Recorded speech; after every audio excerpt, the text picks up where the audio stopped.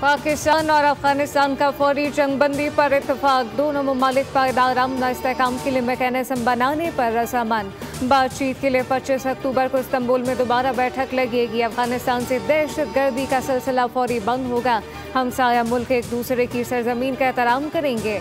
वजीर दिफा ख़ारजा आसिफ का ट्वीट सालिसी पर कतर और तुर्किया से ज़ाहिर तशक्कुर। कतरी वज़ारत ख़ारजा ने कहा कि उम्मीद है कि जंगबंदी दोनों ममालिक के दरमियान सरहदी कशीदगी का खात्मा करेगी, खित्ते में अमन के क़याम की बुनियाद रखेगी।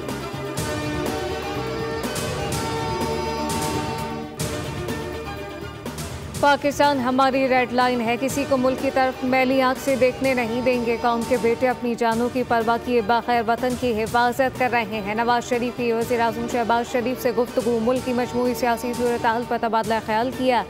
वज़ीर आज़म ने पाक अफगान मुज़ाकरात से मुताल्लिक़ भी तफसीलात से आगाह किया। सब्सक्राइब करें और बेल दबाएं ताकि कोई खबर रह न जाए।